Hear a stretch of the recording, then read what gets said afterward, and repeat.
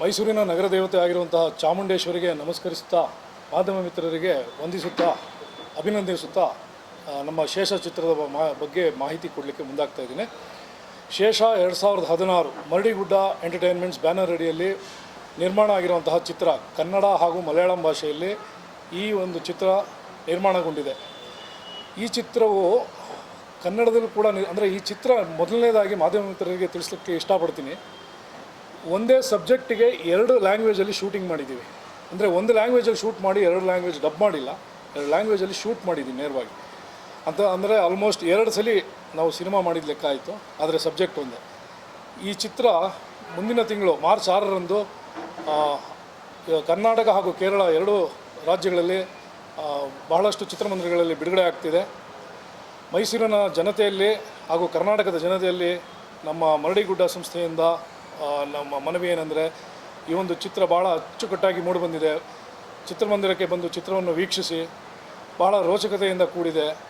ನಮ್ಮ ಪ್ರದೀಪ್ ಅರಸೀಕೆರೆ ಅವರು ರಚಿಸಿ ನಿರ್ದೇಶಿಸಿರುವಂಥ ಈ ಚಿತ್ರ ಮುಖ್ಯ ಪಾತ್ರದಲ್ಲಿ ಹಲವಾರು ಕಲಾವಿದರು ಕರ್ನಾಟಕ ಹಾಗೂ ಕೇರಳ 2 ರಾಜ್ಯದಿಂದ ನಟಿಸಿದ್ದಾರೆ. ನಮ್ಮ ಕರ್ನಾಟಕದಲ್ಲಿ ಮುಖ್ಯ ಪಾತ್ರವರ್ಗದಲ್ಲಿ ಪ್ರಮೋದ್ ಶೆಟ್ಟಿ ಅವರು, ಆಮೇಲೆ ದೇವರಾಜ್ ಸಾಹೇಬರು, ಆಮೇಲೆ ಶೋಭರಾಜ್ ಅವರು ಇರ್ಬೋದು, ಹೊನ್ನವಳ್ಳಿ ಕೃಷ್ಣ ಅವರು ಇರ್ಬೋದು, ಹೀಗೆ ಹಲವಾರು ಹಿರಿಯ ಕಲಾವಿದರ ಬಳಗ ಇದೆ.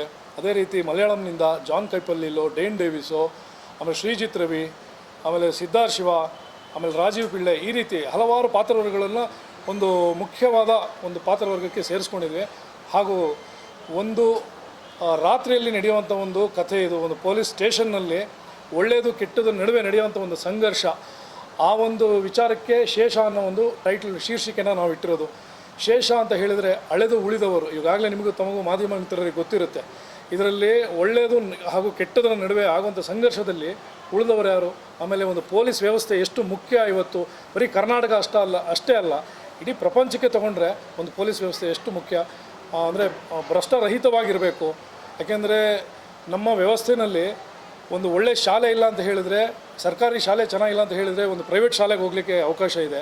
ಅದೇ ರೀತಿ ಒಂದು ಸರ್ಕಾರಿ ಆಸ್ಪತ್ರೆ ಸರಿ ಇಲ್ಲ ಅಂತ ಹೇಳಿದರೆ ಒಂದು ಪ್ರೈವೇಟ್ ಹಾಸ್ಪಿಟ್ಲಿಗೆ ಹೋಗಿ ನಾವು ಅಫೋರ್ಡ್ ಮಾಡೋವಂಥ ಕೆಪಾಸಿಟಿ ಇದ್ದರೆ ಹೋಗಲಿಕ್ಕೆ ಅವಕಾಶ ಇರುತ್ತೆ. ಆದರೆ ಪೊಲೀಸ್ ವ್ಯವಸ್ಥೆಯಲ್ಲಿ ಏನಾರು ಅವರು ಭ್ರಷ್ಟರಾದರೆ ಒಂದು ಸಾಮಾನ್ಯ ಜನಕ್ಕೆ ಎಷ್ಟು ಕಷ್ಟ ಇದೆ, ಅದನ್ನು ಅವರಿಗೆ ಒಂದು ನ್ಯಾಯವನ್ನು ದೊರಕಿಸ್ಕೊಡೋ ಒಂದು ವಿಚಾರದಲ್ಲಿ ಪೊಲೀಸರ ಪಾತ್ರ ಬಹಳ ಮುಖ್ಯವಾಗುತ್ತೆ ಅನ್ನೋದನ್ನು ಈ ಒಂದು ನಮ್ಮ ಸಬ್ಜೆಕ್ಟ್ನಲ್ಲಿ ನಾವು ತೋರಿಸಿದ್ದೀವಿ. ಒಂದು ಕಂಟೆಂಟ್ ಓರಿಯೆಂಟೆಡಾಗಿ ಮಾಡಿದ್ದೀವಿ.